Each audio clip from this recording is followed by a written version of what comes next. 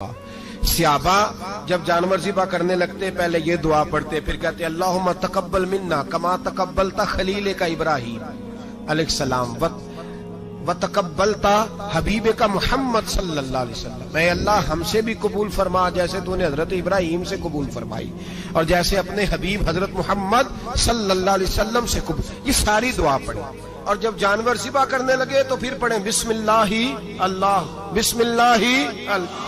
اچھا دو آدمیوں نے ہاتھ رکھا ہوا ہے، دو آدمیوں. اب اگر ایک نے بھی نہ پڑھی بسم اللہ اللہ اکبر تو جانور حلال نہیں ہوگا، دونوں کو پڑھنا پڑے گا. یہ مسئلہ یاد رکھنا. ایک اور بات بھی بتانی ہے آپ، وہ بھی آپ نے یاد رکھنی. قربانی کے بڑے جانور میں کتنے حصے ہوتے ہیں؟ 7. اب 7 حصوں میں 7 کی نیت قربانی کی ہونی چاہیے.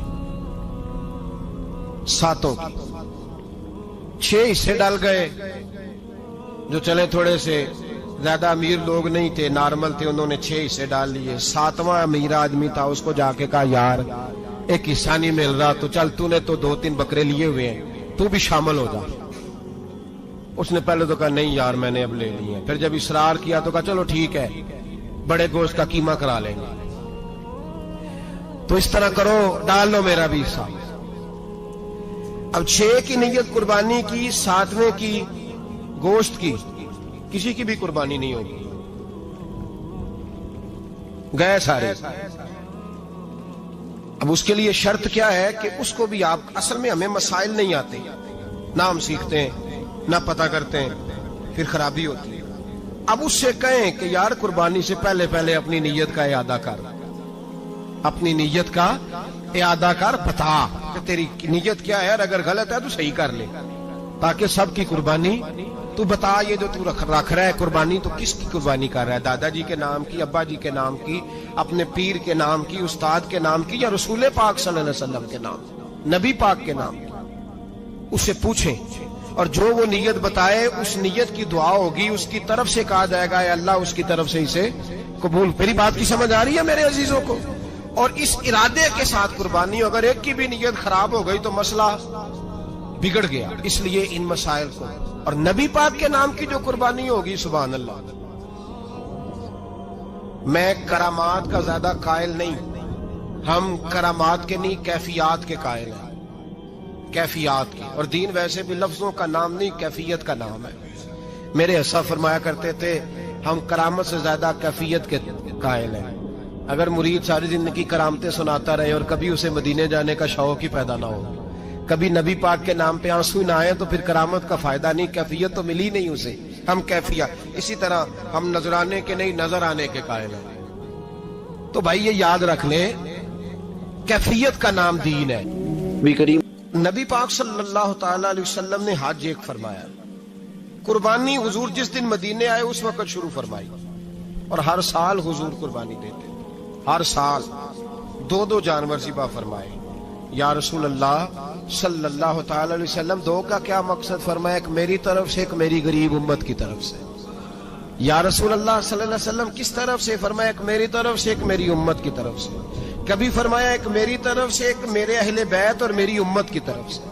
2 جانور حضور نے ذبح فرمائے. اور پھر میرے حبیب پاک صلی اللہ تعالی علیہ وسلم کے غلام مولا علی شیر خدا، ابن ماجہ کی روایت ہے، حضرت علی شیر خدا فرماتے ہیں کہ نبی پاک علیہ الصلوۃ والسلام 2 جانور ذبح کرتے تھے. خود حضرت علی کی جب باری آئی تو انہوں نے بھی 2 فرمائے.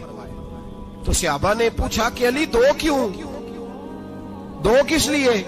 تو حضرت علی رضی اللہ تعالیٰ عنہ فرمانے لگے مجھے میرے حبیب نے وصیت فرمائی تھی کہ علی تو نے 2 کرنے، ایک اپنی طرف سے کیا کرنا، ایک میری طرف سے کرنا. تو میں ایک اپنی طرف سے دیتا ہوں، ایک اپنے نبی پاک کی طرف سے دیتا ہوں صلی اللہ علیہ. 2 جانور. آپ لوگوں نے سنی ہوئی ہے یہ بات کہ مہینہ کھانا نہیں پکتا تھا حضور کے گھر میں. حضرت عائشہ فرماتی ہیں 3 چاند اور 3 سورج اکٹھے کبھی نہیں دیکھے جب ساتھ روٹی بھی کھائی ہو، یعنی 3 دن مسلسل کبھی کھانا نہیں کھایا. قربانیاں کتنی دیں بولیے؟ حضرت علی شیر خدا کا مکان کوئی نہیں اپنا، کوئی گھر نہیں بنایا. مولا کائنات شیر خدا، میں نے یہ بات پھر دہرا رہا ہوں، پہلے بھی میں نے عرض کی تھی، پکا کرنے کے لیے دہرا رہا ہوں. हजरत अली का कोई कारोबार नहीं बज़ाहिर।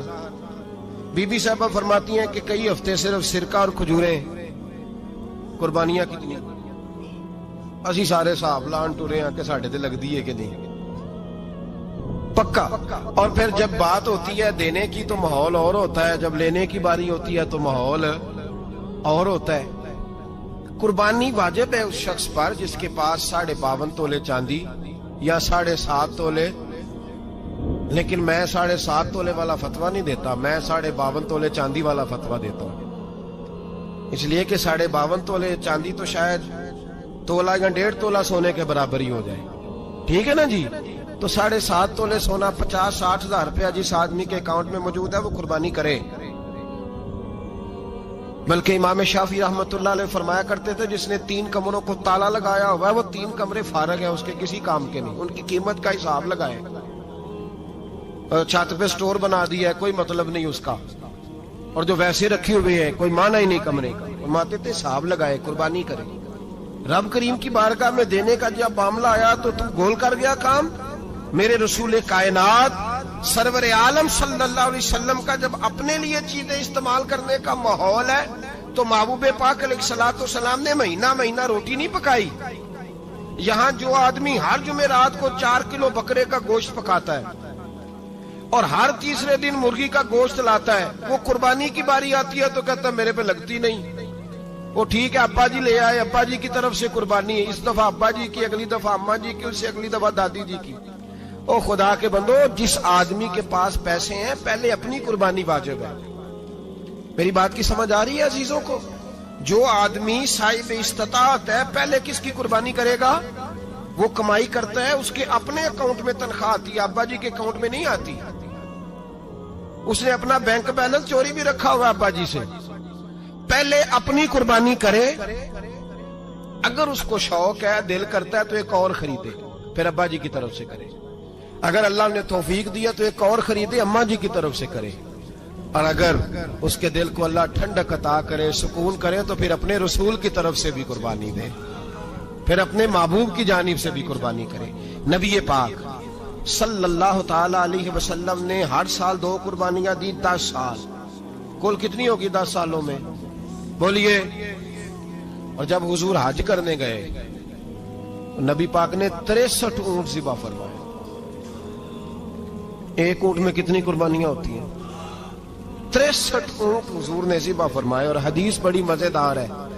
हजरत अबू हुरैरा रदी अल्लाह ताला अन्हु फरमाते हैं कि जब ऊंट ज़िबा करने की बारी आई तो हम सोच रहे थे, परेशान थे कि ये तो बड़ा मुश्किल है ज़िबा करना, बड़ा मुश्किल है, इसको तो नहर करना पड़ता है, गिराना पड़ता है, बांधना पड़ता है, सबसे मुश्किल काम ऊंट ज़िबा करना है। तो नबी पाक सल्लल्लाहु अलैहि वसल्लम की तो आदत करीम है, अपने हाथ से ज़िबा करते हैं हुजूर। वो हमारा अल्लाह खैर करे, अब अल्लाह ही हाफिज है।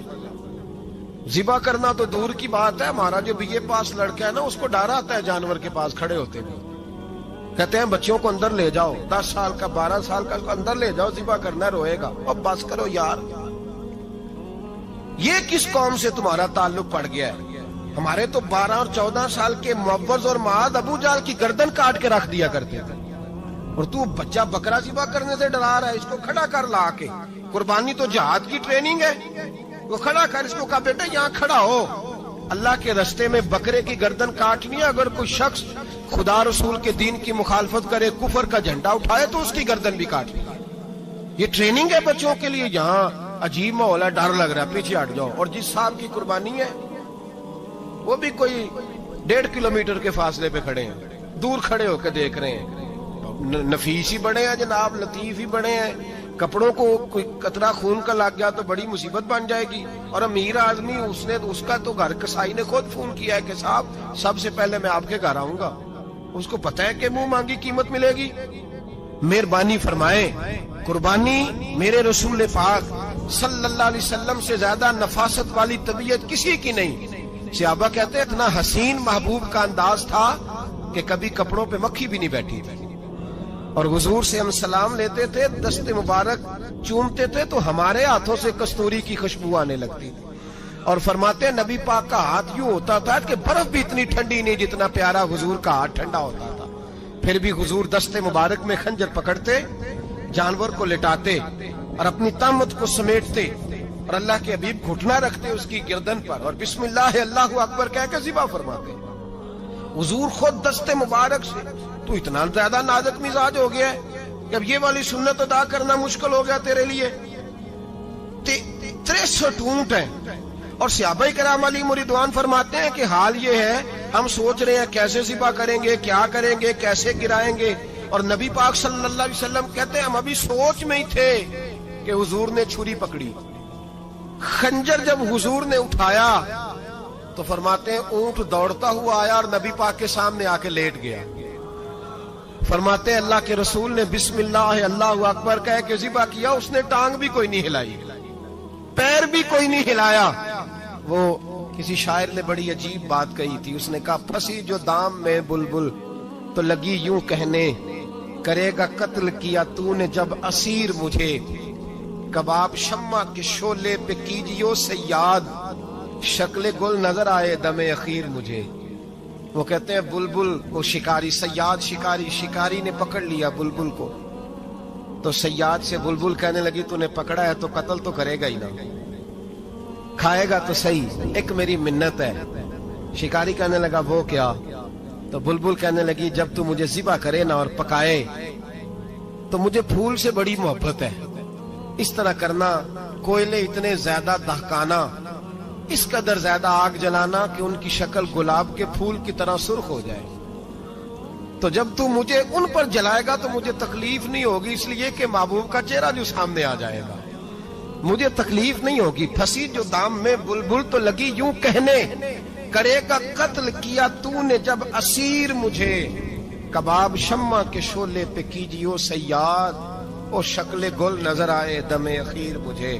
اعلیٰ حضرت بریلوی علیہ رحمہ فرمایا کرتے تھے, فرماتے تھے بڑی تکلیف ہوگی, بڑی تکلیف ہوگی جب جان نکلے گی. روایتوں میں آتا ہے جس طرح باریک دوپٹہ جھاڑیوں پہ ڈالا جائے کھینچا جائے تو پھٹ جاتا ہے, یوں تکلیف ہوگی. پر فرمانے لگے رسول اللہ کے غلام کو کوئی تکلیف نہیں ہوگی. حضور کیوں؟ فرمایا اس لیے کہ جب جان نکلنے لگے گی تو سامنے جلوہ وضحا آ جائے گا. حضور کے جلوے ہوتے رہیں گے تو پتہ ہی نہیں چلے گا جان کیسے نکل گئی. پھنسی جو دام میں بلبل. تو صحابہ فرماتے ہیں کہ اونٹ دوڑتا ہوا آیا, حضور کے سامنے آ کے لیٹا, نبی پاک نے ذبح فرمایا اور فرماتے حد ہو گئی. حضور نے توجہ فرمائی تو دوسرا دوڑتا ہوا آ گیا, تیسرا آ گیا. حضرت ابو ہریرہ فرمایا کرتے اونٹ ایک دوسرے کو دھکے دیتے تھے, پیچھے ہٹ جا, پہلے میں نے جانا ہے, پہلے میں نے جانا ہے. 63 اونٹ وادی مینا میں حج کے موقع پر میرے رسول پاک نے دست مبارک سے ذبح فرمائے. ہر قربانی حضور نے اپنے ہاتھوں سے فرمائی. قربانی واجبات دین میں سے, ضروریات دین میں سے, اور کوئی اتنا لمبا چوڑا مسئلہ نہیں. بہت ساری چیزوں کو خود بخود مشکل کر لیتے ہیں. ٹی وی پہ خبر آتی ہے فیصل آباد کے 2 بیل ہیں, بولو اور ڈولو, پتہ نہیں کتنے من ان کا وزن ہے. ان سے پوچھا جا رہا ہے کہ بولو ڈولو کھاتے کیا ہیں, تو کہتے ہیں بادام کھاتے ہیں, مکھن کھاتے ہیں. یہ جناب پتہ نہیں ان کو دودھ کتنے کلو روز پیتے ہیں, اور بولو ڈولو بیچارے سے خود نہیں چلا جا رہا, لگ ایسے رہ جیسے وہ خود کہہ رہے ہیں مہربانی کرو ہمیں ذبح کر لو, اب تو اٹھا بیٹھا بھی نہیں جا رہا. او خدا کے بندو, دین کی اصل حقیقت کو سمجھو. یہ تو حضور نے فرمایا خوبصورت جانور لاؤ, یہ کس حدیث میں آیا ہے کہ اسے بادام کھلاؤ؟ آج لوگ انسانوں کو روٹی نہیں مل رہی اور جانوروں کو بادام کھلا رہے ہو. اس کے حصے میں جو اللہ نے شے رکھی ہے نا وہ چارہ ہے, اس کو چارہ کھلاؤ اور اچھے طریقے سے پیٹ بھر کے کھلاؤ. جانور کو پیٹ بھر کے چارہ کھلایا جائے تو جتنی اس کی طبیعت ہوتی ہے اس حساب سے وہ صحت مند ہو جاتا ہے. باقی یہ تو آپ کسی شخص کو اتنا کھلا دیں کہ اس کا پیٹ اتنا بڑا ہو جائے, پھول جائے, تو وہ بیچارہ تکلیف میں آئے گا کہ نہیں آئے گا؟ یہ کس قسم کا ماحول ہے؟ ایک بکرا بکا لاہور میں اور سیٹھوں نے شرطیں لگائی ہوئی ہیں, میں 5 لاکھ کا لایا ہوں تو میں 9 لاکھ کا. یہ کیا چکر ہوا؟ مجھے اتنا کھلایا جی اس کو فلاں چیز. یہ کس نے کہا ہے کھلانے کا؟ بادام کھانا کس حدیث میں آیا؟ کس صحابی نے اپنے بکرے کو بادام کھلائے؟ کس نے مکھن کھلایا؟ کس نے پیڑے کھلائے؟ بس کرو, عجیب تماشا لگ گیا ہے. اور یہاں تو اتنی بری حالت ہو گئی ہے کہ عورتیں ناچنے لگی ہیں قربانی کے جانوروں کے آگے, بیبیاں بیچنے لگی ہیں. اللہ کے غضب کو آواز نہ دو, یہ قربانی ہے کہ ہر چیز کا، مذہب کی ہر شے کا مذاق بنا دیا ہے۔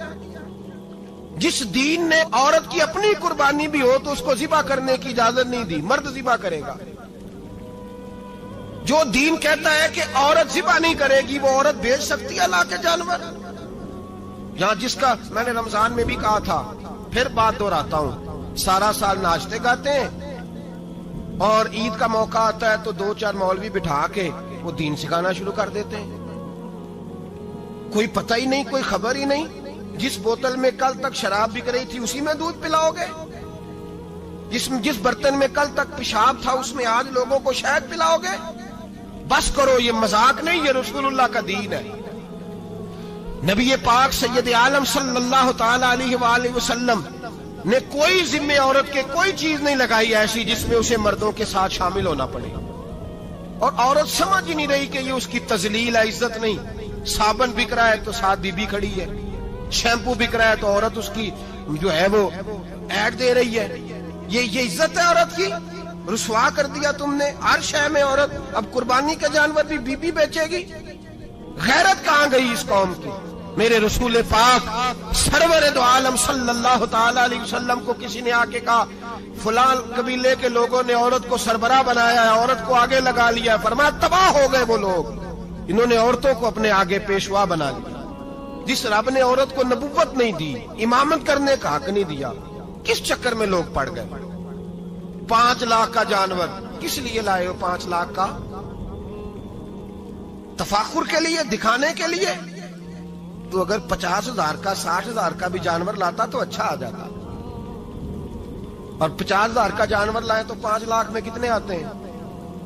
بولے تو 10 جانور ذبح ہوں گے تو کتنے غریبوں تک گوشت جائے گا، کتنے گھروں کا بھلا ہوگا؟ ہر چیز کا چکر الٹا کر دیا گیا ہے۔ اور صرف حج کے لیے ہوتی تو میرے رسول پاک ہر سال قربانی نہ کرتا، اور میرے نبی پاک قربانی دینے کا حکم۔ ایک اور بات بڑی لوگ پوچھنے لگے، کہتے جی گائے کی ہوتی ہے، بھینس کی بھی ہوتی ہے کہ نہیں؟ چلو جی اب نئی بات نکل آئی۔ حدیث پاک میں لفظ آیا اونٹ کا، نبی پاک نے فرمایا بکرا 1 سال کا، گائے 2 سال کی، اونٹ 5 سال کا۔ حدیث میں لفظ آ گیا اونٹ کا۔ آپ کو بندہ کہے پہلے بتائیں نر کا کہ مادہ کا، تو میں کدھر سے آپ کو حدیث نکال کے دوں جس میں نر بھی اور مادہ علیحدہ علیحدہ ہو؟ حدیث پاک میں ذکر آ گیا دمبے کا، مینڈے کا۔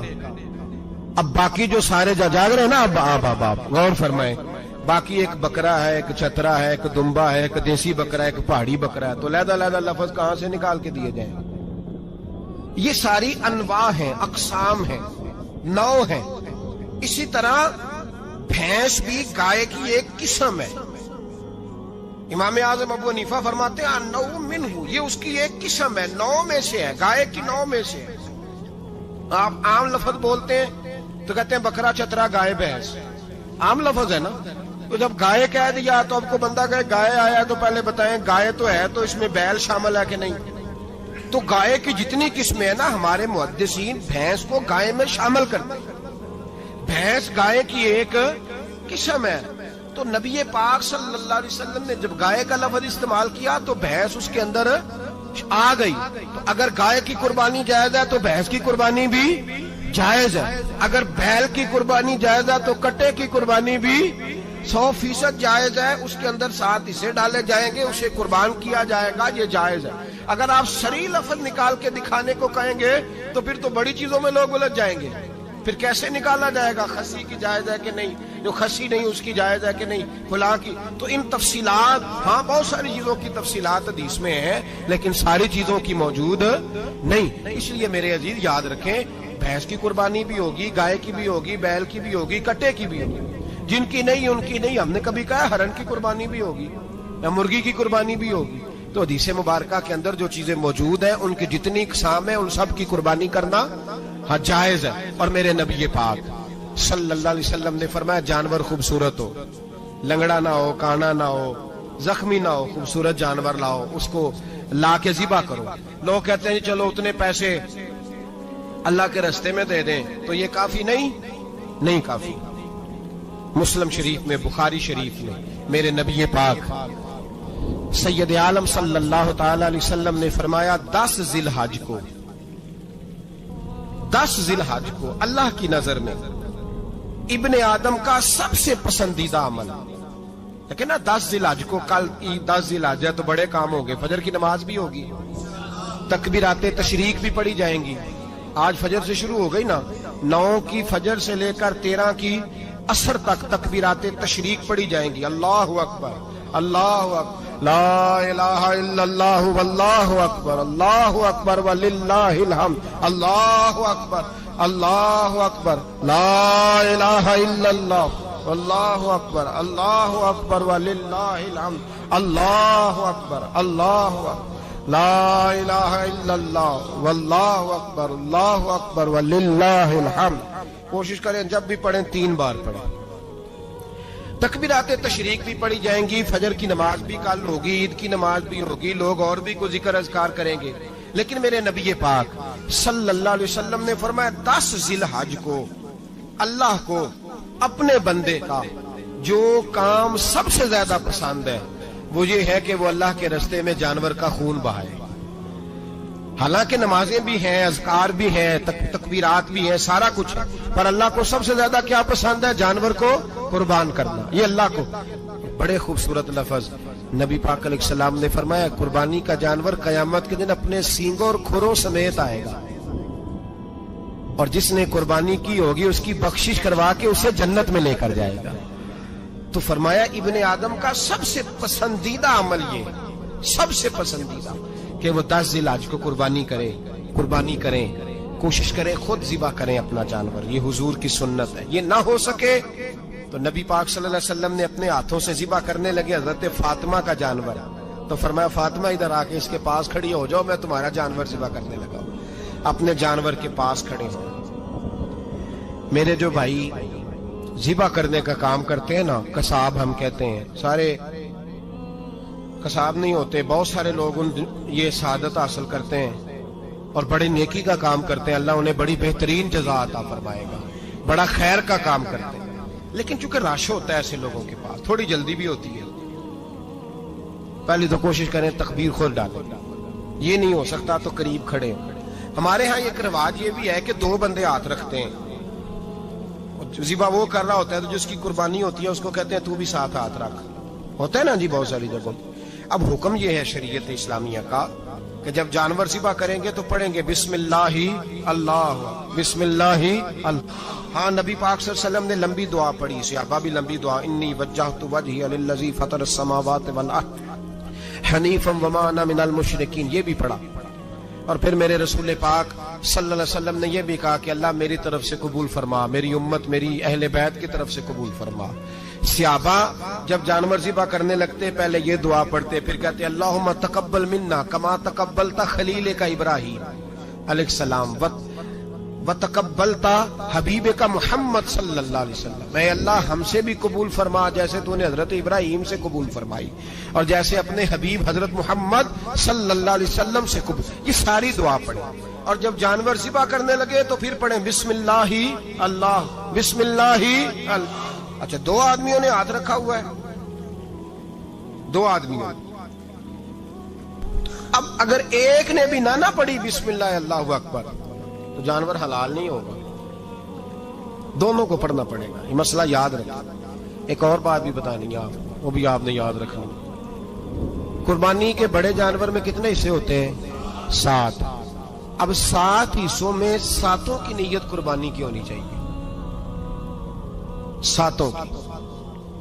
6 हिस्से डाल गए, जो चले थोड़े से ज्यादा अमीर लोग नहीं थे, नॉर्मल थे, उन्होंने 6 हिस्से डाल लिए। 7वां अमीर आदमी था, उसको जाके कहा यार एक हिस्सा नहीं मिल रहा, तो चल तूने तो 2-3 बकरे लिए हुए हैं, तू भी शामिल हो जा।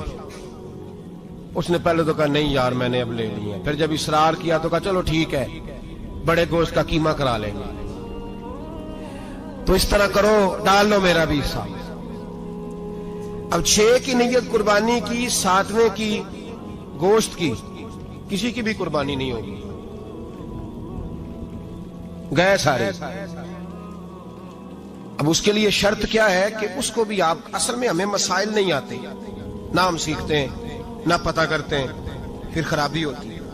अब उससे कहें कि यार कुर्बानी से पहले पहले अपनी नीयत का इरादा कर, अपनी नीयत का इरादा कर, बता कि तेरी नीयत क्या है, और अगर गलत है तो सही कर ले, ताकि सबकी कुर्बानी तू बता। ये जो तू रख रहा है कुर्बानी, तो किसकी कुर्बानी कर रहा है? दादाजी के नाम की, अब्बा जी के नाम की, अपने पीर के नाम की, उस्ताद के नाम की, या रसूल पाक सल्लल्लाहु अलैहि वसल्लम के नाम, नबी पाक के नाम? उससे पूछें, और जो वो नीयत बताए उस नीयत की दुआ होगी, उसकी तरफ से कहा जाएगा या अल्लाह उसकी तरफ से इसे कबूल। मेरी बात की समझ आ रही है मेरे अजीजों को? और इस इरादे के साथ कुर्बानी, अगर एक की भी नीयत खराब हो गई तो मसला बिगड़ गया। इसलिए इन मसाइल को, और नबी पाक के नाम की जो कुर्बानी होगी, सुभान अल्लाह। मैं करामात का ज्यादा कायल नहीं, हम करामात के नहीं कैफियत के कायल हैं, कैफियत की। और दीन वैसे भी लफ्जों का नाम नहीं, कैफियत का नाम है। मेरे हस्सा फरमाया करते थे, हम करामत से ज्यादा कैफियत के कायल हैं। अगर मुरीद सारी जिंदगी करामतें सुनाता रहे और कभी उसे मदीने जाने का शौक ही पैदा ना हो, कभी नबी पाक के नाम पे आंसू ना आए, तो फिर करामत का फायदा नहीं, कैफियत तो मिली नहीं उसे। हम कैफियत, इसी तरह हम नजराने के नहीं नजर आने के कायल हैं। तो भाई ये याद रख ले, कैफियत का नाम दीन है।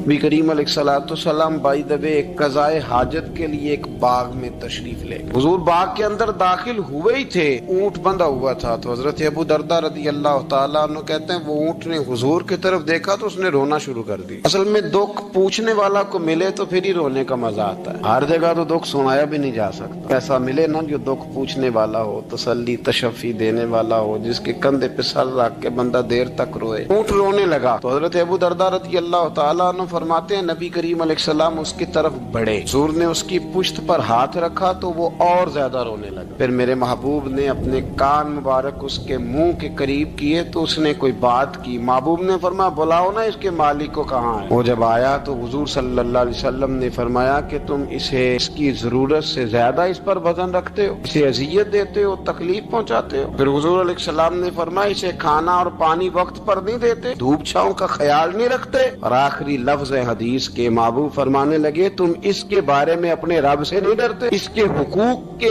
तहफ्फुज के लिहाज से तुम अल्लाह का खौफ नहीं रखते, वो तुमसे पूछेगा इसके बारे में। ये हदीस हजरत अबू दरदा रदी अल्लाह ताला अन्हु ने सुनी हुई थी ना। जब आपका अपना वक्त विसाल आया ना, तो हजरत अबू दरदा ने भी ऊंट रखा हुआ था। जनाब अबू दरदा रदी अल्लाह ताला अन्हु ने घर वालों से भी माफियां मांगी, रिश्तेदारों से भी, दोस्तों से भी। तो फिर ऊंट के सामने भी जाके खड़े हो, कहने लगे, ऊंट देखना, अल्लाह की बारगाह में मेरी शिकायत ना कर देना, उसके हुजूर कह ना देना कि या अल्लाह इसने मेरे हक नहीं अदा किए। फरमाया, मैंने कोशिश की है तेरे हुकूक अदा करने की, और अगर कहीं कमजोरी रह गई तो मुझसे दरगुजर कर दो। नहीं, ये अंदाज था उन लोगों, जिन बातों का हमें पता चल चुका है उस पर अमल की भी तो कोशिश होनी चाहिए। तो मेरे अजीजों, जानवरों की हुकूक मेरे नबी करीम अलैहिस्सलाम ने बयान फरमाए। सबसे पहली बात हुजूर ने ये बयान किया कि जानवर को गाली ना दो। एक शख्स ने एक मुर्ग को गाली दी थी, तो नबी पाक अलैहिस्सलाम ने फरमाया, इसे गाली ना दे, ये तो तुझे आजान के लिए बेदार करता है। पता ना, कुछ नवाबजादों और शहजादों की नींद खराब करता है मुर्गा भी। तो खैर, मुर्गों ने अजानें पढ़नी छोड़ दी।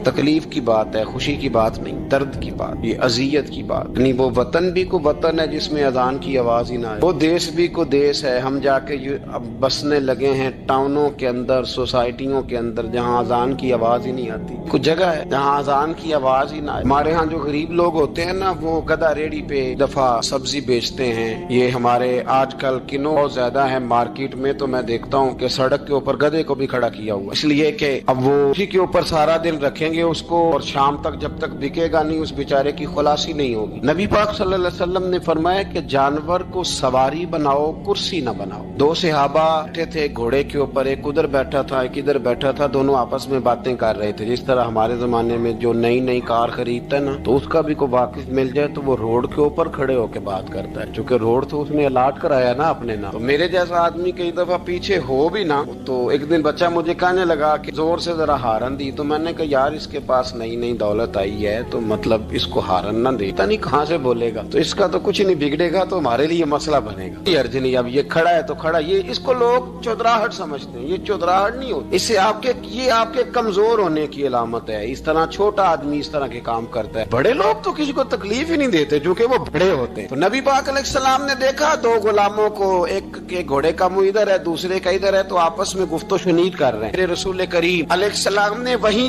तंबीह تشریح فرمائی، حکم دیا، فرمایا سواریوں کو سواریاں بنایا کرو، کرسیاں نہ بنایا کرو، جب تک چلنا ہو اس پر بیٹھو، اور جب بات کرنی ہو تو گھوڑے سے نیچے اترو، پھر بات کرو تو پھر دوبارہ گھوڑے پہ بیٹھو، کہ اس سے اتنا ہی کام لیا جائے جتنا وہ اس کا بوجھ برداشت کر سکے۔ عبداللہ بن مبارک نے کرائے پہ گھوڑا لیا تھا، کرائے پہ سواری لیتے۔ حضرت عبداللہ بن مبارک رحمۃ اللہ تعالیٰ نے ایک شخص سے کرائے پہ گھوڑا لیا کہ مجھے فلاں سفر پہ جانا ہے تو گھوڑا کرائے پہ دے دو۔ اس نے کہا جی کس کس نے جانا ہے؟ تو آپ فرمانے لگے میرا وجود دیکھ لے، میں نہیں جانا ہے۔ طے ہو گیا، آپ نے گھوڑا اس سے لے لیا۔ جب آپ جانے لگے تو ایک آدمی رستے میں ملا، کہنے لگا حضور کوفے جا رہے ہیں؟ فرمایا ہاں۔ کہنے لگا یہ میرا خط بھی لے جائیے، یہ میرا خط ہے، کتنا وزن ہوتا ہے خط کا، یہ میرا خط ہے، فلاں آدمی کو دیجیے گا۔ تو آپ فرمانے لگے تو میرے ساتھ واپس چل گھوڑے کے مالک کے پاس، اگر وہ اجازت دے گا یہ سفر گھوڑے پہ زیادہ رکھنے کا تو میں رکھوں گا، اگر وہ اجازت نہیں دے گا تو میں نہیں رکھوں گا۔ تو وہ آدمی کہنے لگا حضور اتنی چھوٹی چھوٹی باتوں کا کیوں خیال رکھتے ہیں؟ عبداللہ بن مبارک فرمانے لگے اس لیے کہ میں رحمت للعالمین نبی کا ماننے والا ہوں، میرے رسول پاک علیہ السلام رحمت للعالمین ہے، تو میں اتنا بھی ظلم جانور پر کر سکتا ہوں، میں پہلے اجازت لوں گا اس کے مالک سے، اس کے بعد پھر میں آگے جاؤں گا۔ تیسری بات حضور علیہ السلام نے فرمایا جو جانور جس مقصد کے لیے پیدا کیا گیا اسے وہی کام لینا ہے، دوسرا کام نہیں لینا جس مقصد کے لیے پیدا کیا گیا۔ گھوڑا،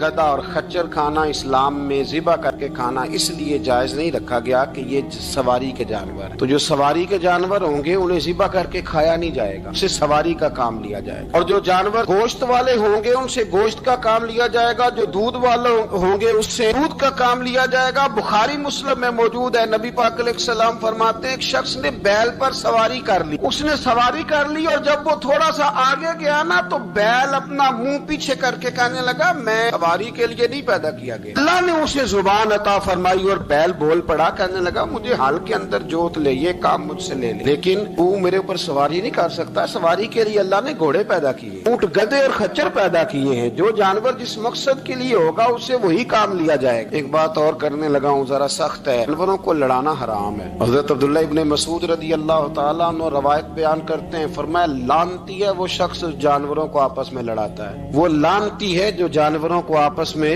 اور آپ اس ملک میں رہتے ہیں جہاں کروڑوں روپے کی شرطیں لگتی ہیں جانوروں کی لڑائی، جانوروں کو اذیت دی جاتی ہے، تکلیف دی جاتی ہے، کبوتر اڑائے جاتے ہیں، اور انعام اس کو ملتا ہے جس کا کبوتر دیر کے بعد آئے، کبوتر باز کبوتر کو بیٹھنے نہیں دیتا، یہ حرام ہے، شریعت اسلامیہ میں حرام ہے جانوروں کا لڑانا اور ان کو ایک دوسرے کے خلاف ابھارنا حرام ہے، دین میں منع کیا گیا ہے۔ اب جانور کو اگر پالیں گے بھی تو اس حد تک پالیں گے کہ جس حد تک اس کو کسی اذیت میں مبتلا نہ کیا جائے۔ کتوں کی لڑائی کرائی جاتی ہے، مرغوں کی لڑائی کرائی جاتی ہے، جانوروں کو اذیت پہنچتی ہے، بیلوں کی لڑائی ہوتی ہے، سینگ ٹوٹ جاتے ہیں، لہو اتنا بہتا ہے جانوروں کا کہ دیکھا نہیں جاتا، ان سامنے بیٹھنے والے تالیاں بجا رہے ہیں، یہ تو بڑے سخت دل لوگوں کے رویے کہ جانور کا خون بہ رہا ہے اور آپ تالیاں بجا رہے ہیں، مرغے بیچارے کی چونچ لہو لہان ہو گئی ہے، سامنے والے نے اتنا مارا ہے اور یہاں تالیاں بج رہی ہیں کہ میرا جیت گیا، بجائے اس کے کہ اس کو پٹی کی جاتی، اس کو دیکھا جاتا۔ یہ تو سنگ دل لوگوں کا کام ہے، ہم تو رحمت للعالمین نبی کے غلام صلی اللہ علیہ وسلم، ہمارے دین نے تو ہمیں یہ مزاج ہی نہیں دیا، ہم نے تو پیار کرنا ہے، ہم نے تو محبت بانٹنی ہے، ہم نے تو شفقت کرنی ہے۔ نبی پاک علیہ الصلوۃ والسلام نے انور سے اس کے بچوں کو جدا کرنے سے منع فرمایا، جب تک بچے کو ماں کی ضرورت ہے اسے جدا نہیں کیا جائے،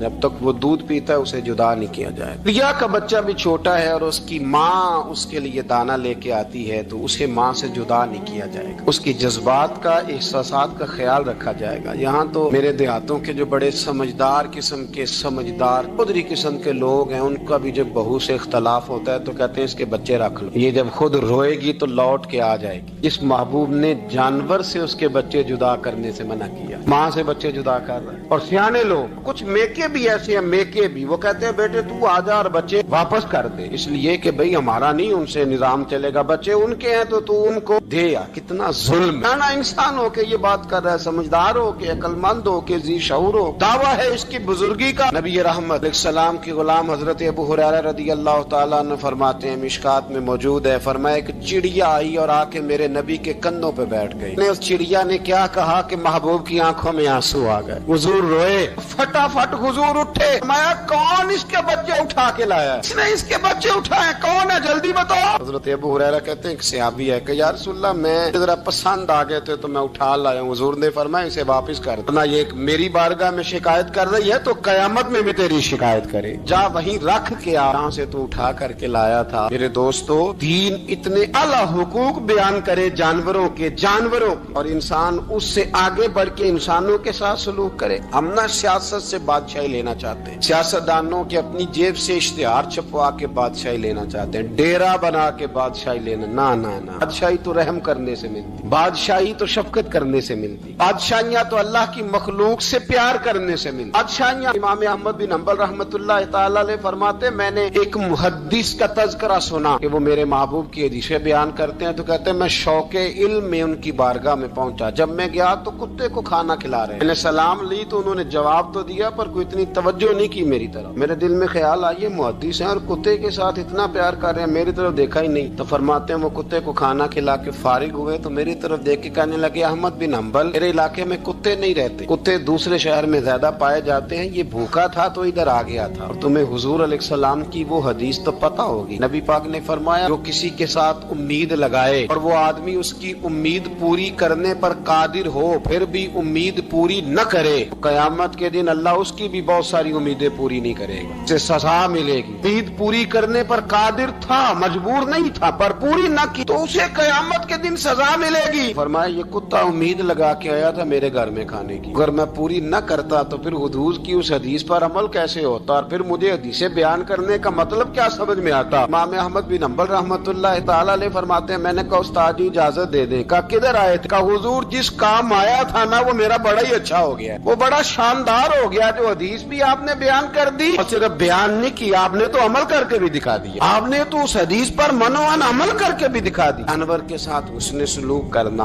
اس کے ساتھ پیار کرنا. کچھ جانور موذی ہوتے ہیں, شریعت نے انہیں مارنے کی اجازت دی ہے, اجازت دے دیا جو جانور تکلیف دیتا ہے اذیت دیتا ہے اسے مارا جا سکتا ہے, لیکن جانور کے حقوق کا لحاظ کرنا, اس پر رحم کھانا, اس پر توجہ دینا, ان چیزوں کو سمجھتے نہیں امیر ملت. اور اگر میں کہوں بانی پاکستان تو میں ٹھیک کہوں گا. بانی آرڈ تھا ایک اس وقت انگریزوں کا بڑا, جماعت علی شاہ صاحب محدث علی پوری بھی پاکستان کی تحریک چلا رہے تھے اور قائد اعظم بھی چلا رہے تھے. تو لارڈ نے قائد اعظم سے کہا تھا کہ قائد اعظم مجھے تیری سیاست سے اتنا ڈر نہیں آتا جتنا جماعت علی شاہ کے دین سے ڈر آتا, اتنا مجھے, میں آن دی ریکارڈ بات کر رہا ہوں ذمہ داری کے ساتھ, کہ تیری سیاست سے میں اتنا نہیں ڈرتا جتنا جماعت علی شاہ کے دین سے ڈرتا. اس لیے کہ یہ جب دین کا نام لے کے پاکستان کی بات کرتا ہے تو لوگوں پہ عدو تاری کر دیتا ہے, اس لیے میں تیری سیاست سے زیادہ اس کے دین سے ڈرتا ہوں. پیر ملت پیر جماعت علی شاہ صاحب ابو العرب بھی کہا جاتا. ان زمانوں میں عرب میں غربت آئی تو یہاں سے ہندوستان سے چندے اکٹھے کر کر کے پیر جماعت علی شاہ صاحب لے جایا کرتے. مدینہ شریف میں آج بھی جماعت منزل موجود, صاحب کی اپنی رہائش تھی. ملت پیر جماعت علی شاہ صاحب نہ مدینے میں گزر رہے تھے تو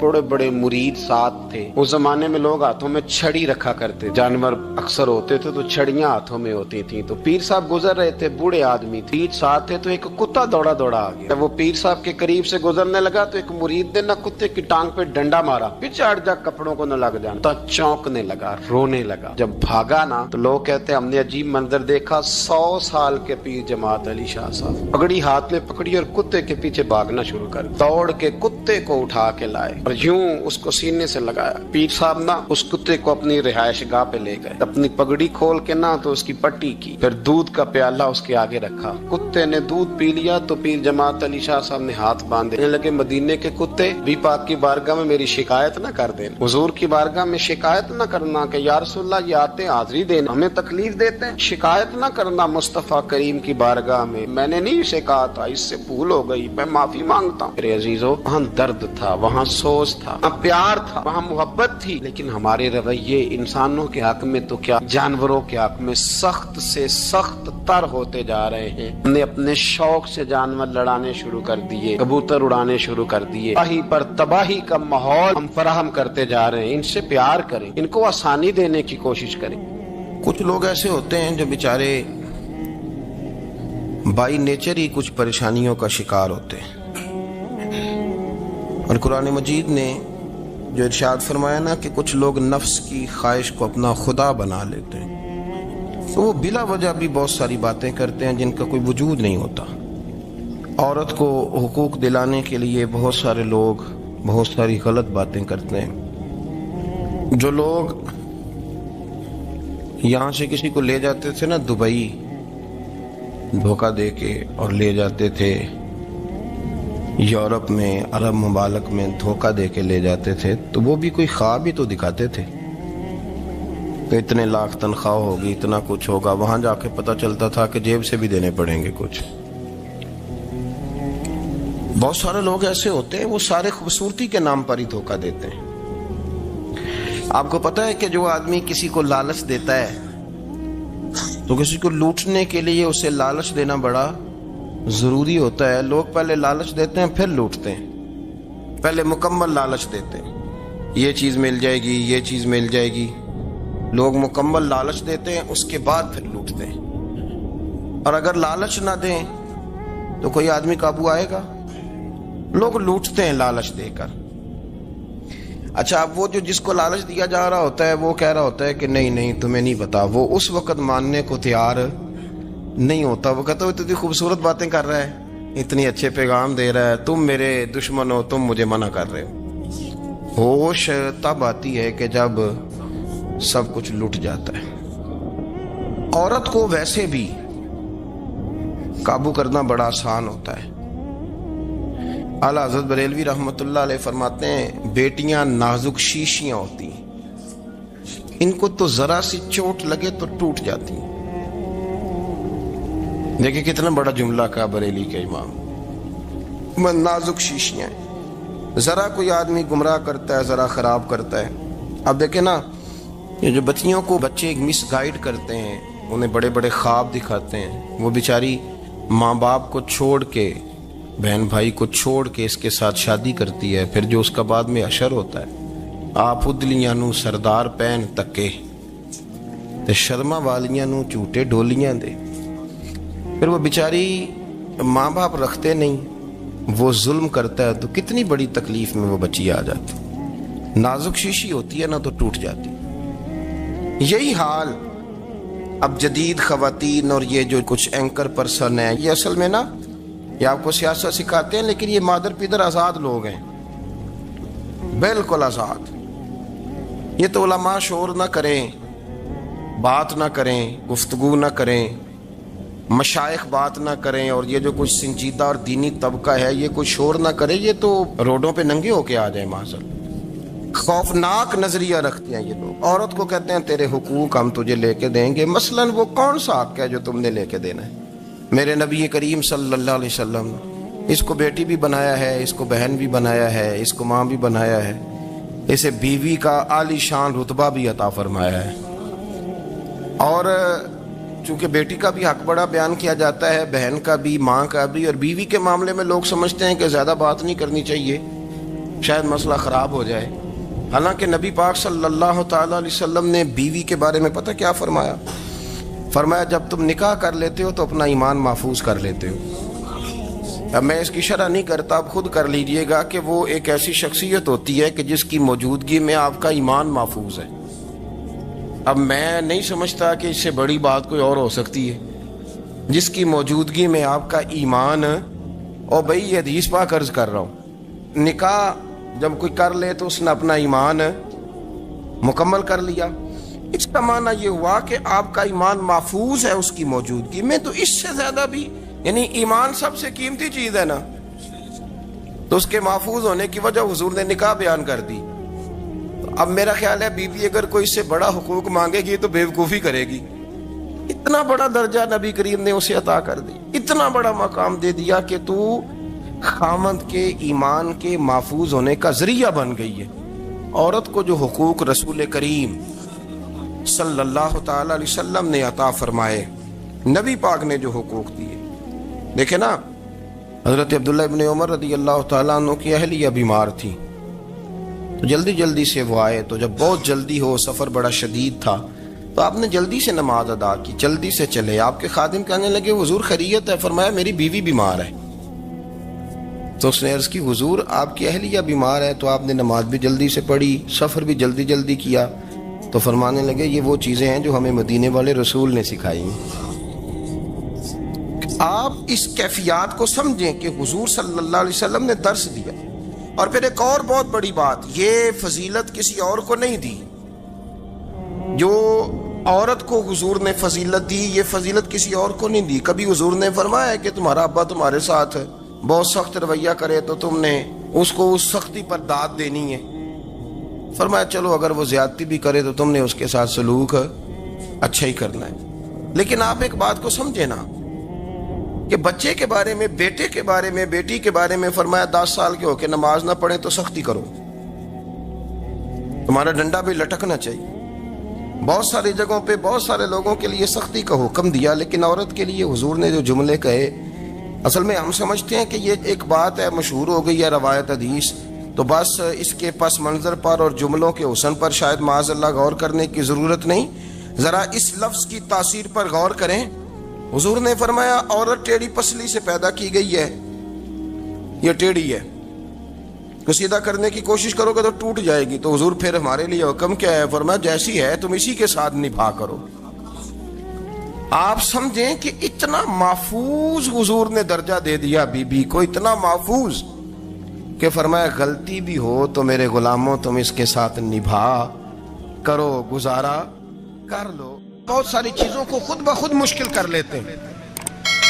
ٹی وی پہ خبر آتی ہے فیصل آباد کے 2 بیل ہیں، بولو اور ڈولو، پتہ نہیں کتنے من ان کا وزن ہے۔ ان سے پوچھا جا رہا ہے کہ بولو ڈولو کھاتے کیا ہیں؟ تو کہتے ہیں بادام کھاتے ہیں، مکھن کھاتے ہیں۔ یہ جناب پتہ نہیں ان کو دودھ کتنے کلو روز پیتے ہیں، اور بولو ڈولو بیچارے سے خود نہیں چلا جا رہا، لگ ایسے رہ جیسے وہ خود کہہ رہے ہیں مہربانی کرو ہمیں ذبح کر لو، اب تو اٹھا بیٹھا بھی نہیں جا رہا۔ او خدا کے بندو، دین کی اصل حقیقت کو سمجھو۔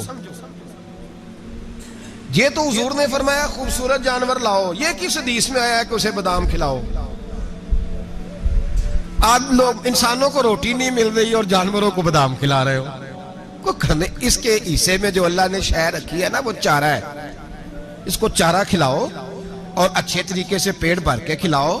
جانور کو پیٹ بھر کے چارہ کھلایا جائے تو جتنی اس کی طبیعت ہوتی ہے اس حساب سے وہ صحت مند ہو جاتا ہے۔ باقی یہ تو آپ کسی شخص کو اتنا کھلا دیں کہ اس کا پیٹ اتنا بڑا ہو جائے، پھول جائے، تو وہ بیچارہ تکلیف میں آئے گا کہ نہیں آئے گا؟ یہ کس قسم کا ماحول ہے؟ ایک بکرا بکا لاہور میں اور سیٹھوں نے شرطیں لگائی ہوئی ہیں، میں 5 لاکھ کا لایا ہوں تو میں 9 لاکھ کا۔ یہ کیا چکر ہوا؟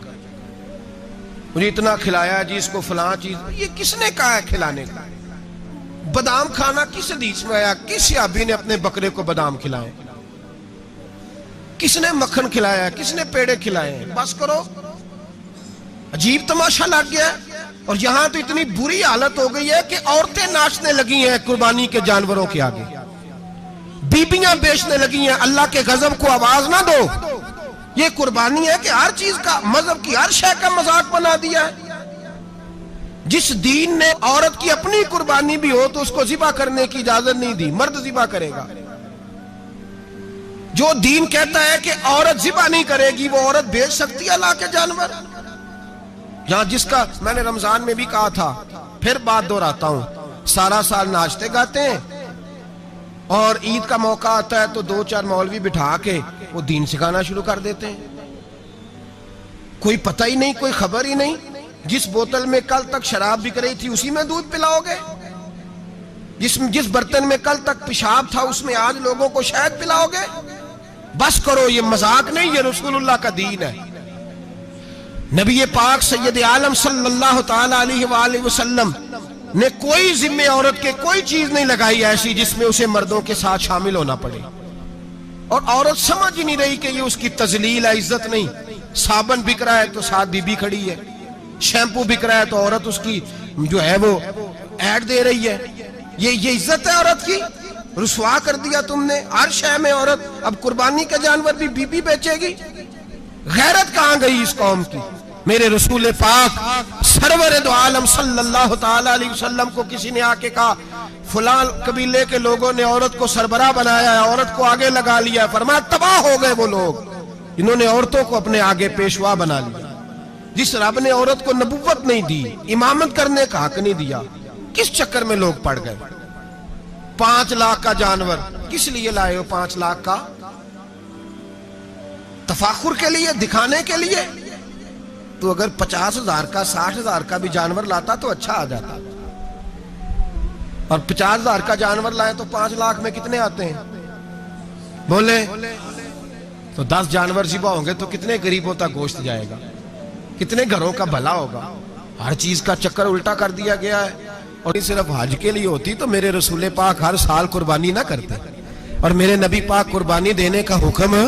ایک اور بات بڑی لوگ پوچھنے لگے، کہتے جی گائے کی ہوتی ہے بھینس کی بھی ہوتی ہے کہ نہیں؟ چلو جی اب نئی بات نکل آئی. حدیث پاک میں لفظ آیا اونٹ کا. نبی پاک نے فرمایا بکرا 1 سال کا، گائے 2 سال کی، اونٹ 5 سال کا. حدیث میں لفظ آ گیا اونٹ کا. آپ کو بندہ کہے پہلے بتائیں نار کا کہ مادہ کا، تو میں کدھر سے آپ کو حدیث نکال کے دوں جس میں نر بھی اور مادہ علیحدہ علیحدہ ہو؟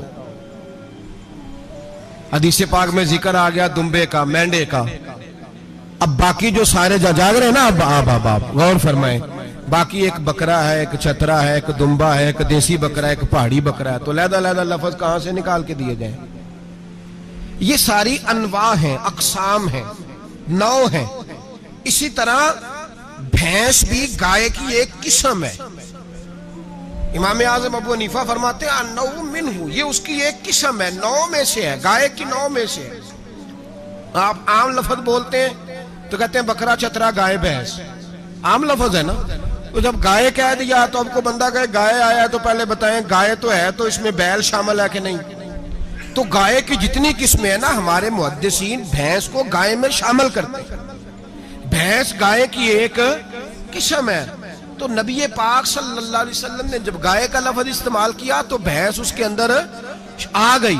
تو اگر گائے کی قربانی جائز ہے تو بھینس کی قربانی بھی جائز ہے. اگر بیل کی قربانی جائز ہے تو کٹے کی قربانی بھی 100% جائز ہے. اس کے اندر 7 حصے ڈالے جائیں گے، اسے قربان کیا جائے گا، یہ جائز ہے. اگر آپ صریح لفظ نکال کے دکھانے کو کہیں گے تو پھر تو بڑی چیزوں میں لوگ الجھ جائیں گے. پھر کیسے نکالا جائے گا خسی کی جائز ہے کہ نہیں، جو خسی نہیں اس کی جائز ہے کہ نہیں، فلاں کی. تو ان تفصیلات، ہاں بہت ساری چیزوں کی تفصیلات حدیث میں ہیں لیکن ساری چیزوں کی موجود نہیں. اس لیے میرے عزیز یاد رکھیں، بھینس کی قربانی بھی ہوگی، گائے کی بھی ہوگی، بیل کی بھی ہوگی، کٹے کی بھی ہوگی. جن کی نہیں ان کی نہیں. ہم نے کبھی کہا ہرن کی قربانی بھی ہوگی یا مرغی کی قربانی بھی ہوگی.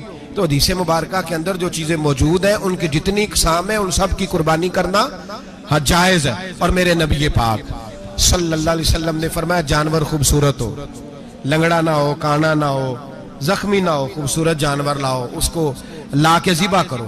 لوگ کہتے ہیں چلو اتنے پیسے اللہ کے راستے میں دے دیں، تو یہ کافی نہیں کافی.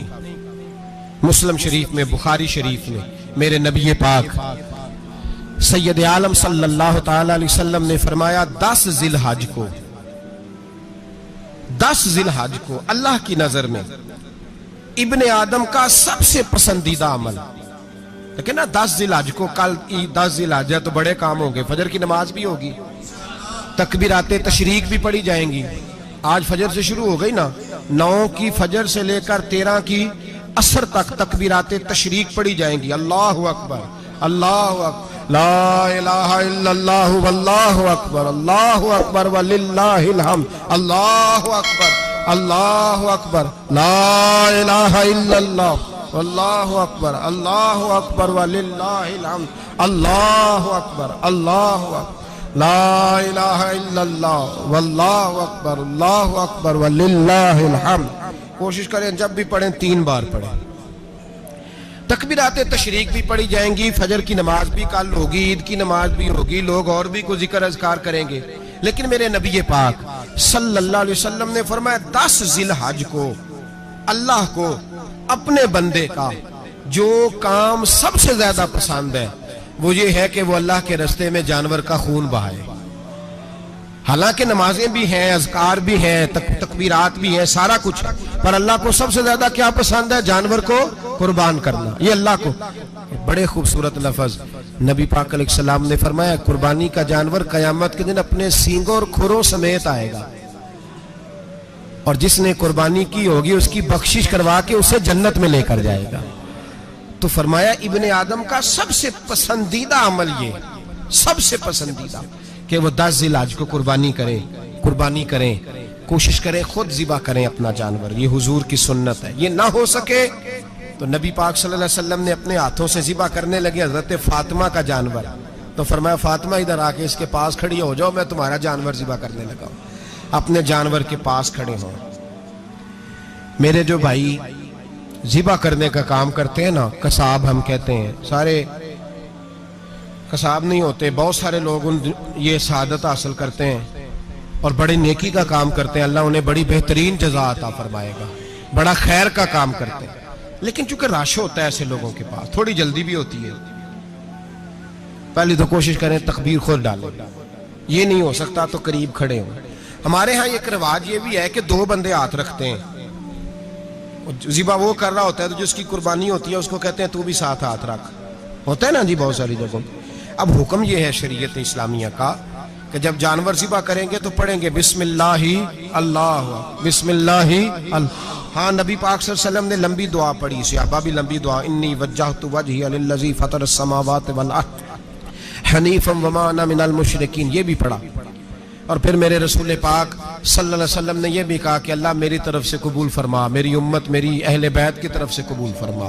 صحابہ جب جانور ذبح کرنے لگتے پہلے یہ دعا پڑھتے، پھر کہتے اللہم تقبل منا کما تقبلتا خلیل کا ابراہیم علیہ السلام وتقبلتا حبیب کا محمد صلی اللہ علیہ وسلم، اے اللہ ہم سے بھی قبول فرما جیسے تو نے حضرت ابراہیم سے قبول فرمائی اور جیسے اپنے حبیب حضرت محمد صلی اللہ علیہ وسلم سے قبول۔ یہ ساری دعا پڑھیں اور جب جانور ذبح کرنے لگے تو پھر پڑھیں بسم اللہ اللہ، بسم اللہ اللہ۔ اچھا 2 آدمیوں نے ہاتھ رکھا ہوا ہے، 2 آدمیوں نے، اب اگر ایک نے بھی نہ پڑھی بسم اللہ اللہ اکبر تو جانور حلال نہیں ہوگا، دونوں کو پڑھنا پڑے گا۔ یہ مسئلہ یاد رکھیں۔ ایک اور بات بھی بتانی ہے آپ کو، وہ بھی آپ نے یاد رکھنی ہے۔ قربانی کے بڑے جانور میں کتنے حصے ہوتے ہیں؟ 7۔ اب 7 حصوں میں 7 کی نیت قربانی کی ہونی چاہیے، 7 کی۔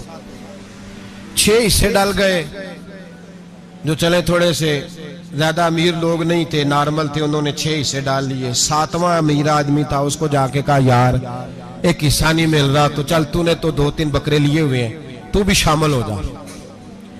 اس نے پہلے تو کہا نہیں یار میں نے اب لے لی ہیں، پھر جب اصرار کیا تو کہا چلو ٹھیک ہے بڑے گوشت کا قیمہ کرا لیں گے، تو اس طرح کرو ڈال لو میرا بھی حصہ۔ اب 6 کی نیت قربانی کی، 7ویں کی گوشت کی، کسی کی بھی قربانی نہیں ہوگی، گئے سارے۔ اب اس کے لیے شرط کیا ہے کہ اس کو بھی آپ، اصل میں ہمیں مسائل نہیں آتے، نہ ہم سیکھتے ہیں نہ پتہ کرتے ہیں، پھر خرابی ہوتی ہے۔ اب اس سے کہیں کہ یار قربانی سے پہلے اپنی نیت کا اعادہ کر، اپنی نیت کا اعادہ کر، بتا کہ تیری نیت کیا ہے، اور اگر غلط ہے تو صحیح کر لے، تاکہ سب کی قربانی تو بتا۔ یہ جو تو رکھ رہا ہے قربانی تو کس کی قربانی کر رہا ہے؟ دادا جی کے نام کی، ابا جی کے نام کی، اپنے پیر کے نام کی، استاد کے نام کی، یا رسول پاک صلی اللہ علیہ وسلم کے نام، نبی پاک کے نام کی؟ اس سے پوچھیں، اور جو وہ نیت بتائے اس نیت کی دعا ہوگی، اس کی طرف سے کہا جائے گا اے اللہ اس کی طرف سے اسے قبول۔ میری بات کی سمجھ آ رہی ہے میرے عزیزوں کو؟ اور اس ارادے کے ساتھ قربانی، اگر ایک کی بھی نیت خراب ہو گئی تو مسئلہ بگڑ گیا۔ اس لیے ان مسائل کو، اور نبی پاک کے نام کی جو قربانی ہوگی، سبحان اللہ، میں کرامات کا زیادہ قائل نہیں، ہم کرامات کے نہیں کیفیات کے قائل ہیں، کیفیات کی، اور دین ویسے بھی لفظوں کا نام نہیں کیفیت کا نام ہے۔ میرے ایسا فرمایا کرتے تھے ہم کرامت سے زیادہ کیفیت کے قائل ہیں۔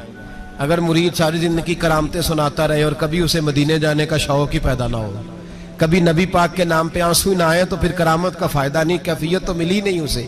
ہم کیفیت، اسی طرح ہم نظرانے کے نہیں نظر آنے کے قائل ہیں۔ تو بھائی یہ یاد رکھ لیں، کیفیت کا نام دین ہے، نبی پاک کے نام کی قربانی۔ میں قائل تو نہیں کرامت کا، لیکن ایک بات میں نے اپنے ایک استادوں سے، ایک بزرگوں سے سنی ہے، میرا دل کرتا ہے وہ سنا دوں آپ کو، اور بزرگوں کا قول ہے اصل رنگ جو میں عرض کر رہا ہوں اسی رنگ میں اس کو رکھیے گا، اور جس حد تک میں بات کر رہا ہوں اسی حد تک رکھیے گا۔ اب ہر آدمی کے پاس موبائل ہوتا ہے، فوراً بات ریکارڈ ہوتی ہے، فوراً میڈیا پہ جاتی ہے، فوراً لوگ کمنٹس کرتے ہیں، تو بھائی جس حد تک سناؤں اسی حد تک رکھیے گا۔ میرے ایک بزرگ فرمایا کرتے ہیں کہ نبی پاک کے نام کا جانور ذبح کرو اور وہ گوشت اس آدمی کو کھلاؤ جس کا حافظہ کمزور ہے، اللہ اسے وسیع حافظہ عطا فرمائے گا۔ اور فرمایا کرتے کہ میرا تجربہ ہے، نبی پاک کے نام کا جانور ذبح کرو، اور جس آدمی سے کوئی گناہ نہیں نہ چھوٹتا، کسی گناہوں میں الجھ گیا ہے، اسے وہ والا گوشت کھلاؤ، اللہ اس کے دل میں نور پیدا فرمائے گا اور گناہ سے نفرت ہو جائے گی اسے، جو نبی پاک کے نام کا جانور ہو۔ تو ہم جو سیکھنے والے لوگ ہوتے ہیں، ہمارا دل کرتا ہے کہ چلو تھوڑا سا اپنی طرف سے بھی پوچھ لیں، تو میں نے کہا حضور اگر بیمار کو کھلا دیں تو فرمانے لگے کھلا دو، اللہ صحت دینے والا ہے، پر بیمار کے لیے دوائیاں بڑی ایجاد ہو گئی ہیں، گناہ گار کی دوائیاں نہیں ملتی، بیماروں کی دوائیاں بڑی ہیں، گناہ گاروں کی نہیں ملتی، گناہ گار کو کھلاؤ، اس لیے کہ جو چیز مصطفیٰ کے نام سے منسوب ہو جاتی ہے رب اس کی بڑی قدر فرماتا ہے، اللہ اس کی بڑی قدر کرتا ہے۔ جو چیز نبی پاک کے نام سے منسوب ہو جاتی ہے اللہ اس کی بڑی قدر فرماتا ہے۔ میرے نبی پاک علیہ السلام نے فرمایا میرا کلمہ پڑھنے والا مومن جب دوزخ سے گزرے گا تو دوزخ کہے گی جلدی جلدی گزر جا، جلدی جلدی، جہنم کی آگ کہے گی جلدی جلدی گزر جا، جلدی، تو مومن کہے گا تو آگ ہے، تجھے کیا بات ہوئی، پل صراط سے گزر رہا ہے، کیا مسئلہ ہوا، اس کے پاس سے گزر رہا ہے دوزخ کے، تو پاس سے گزرتے وقت بھی کہتے ہو جلدی گزر جا، کہیں ایسا نہ ہو کہ تیرے نور کی چمک میری آنکھ کو ہی ٹھنڈا کر دے۔ یہ شان ہے ان کے غلاموں کی، تو سرکار کا عالم کیا ہوگا۔ تو میرے رسول پاک علیہ السلام سے جو شے منسوب ہو جاتی ہے اس کی اللہ بڑی قدر فرماتا ہے، جبھی تو ہماری قدر ہے۔ اللہ فرماتا ہے کنتم خیر امت، تم جس طرح کے بھی ہو سب سے افضل، اس لیے کہ میرے محمد کا کلمہ جو پڑھتے ہو صلی اللہ علیہ وسلم۔ تو قربانی کریں، اچھی نیت کے ساتھ کریں، خلوص کے ساتھ کریں۔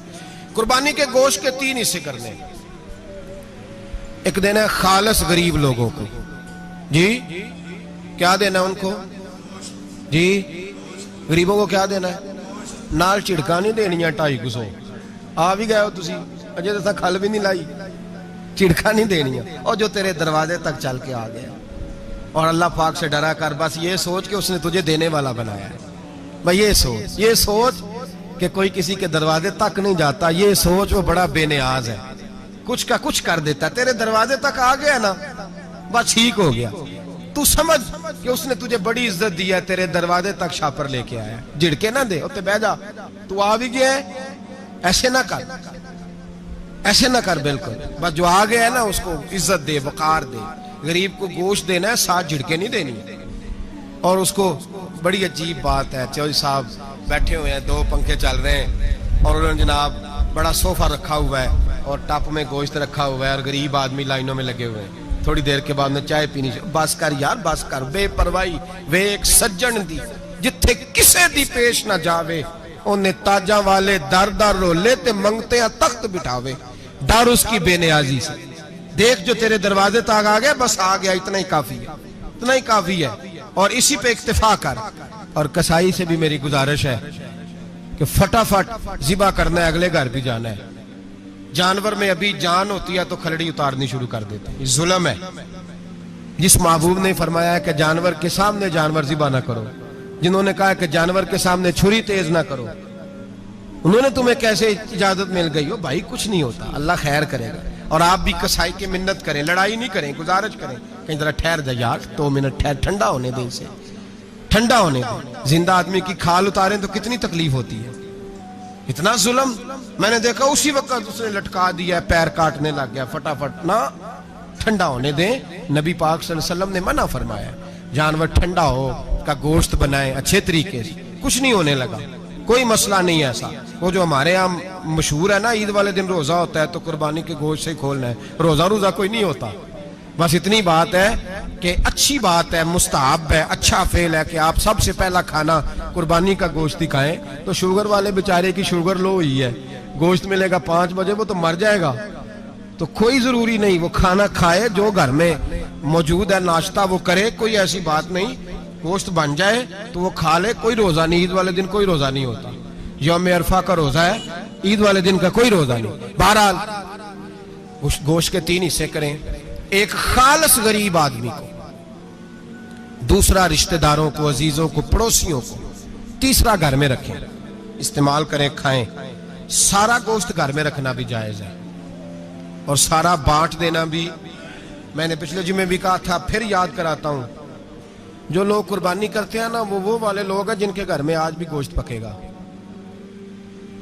قربانی دینے والے وہ لوگ ہیں جو ہفتے میں ہر 3 دن گوشت کھاتے ہیں, پھل بھی کھاتے ہیں. تو آپ تو سارا سال کھا رہے ہیں, ہر جمعے والے دن 3 کلو بکرے کا گوشت آتا ہے. تو جو قربانی کا گوشت ہے وہ بانٹ دیں, غریب کو دیں.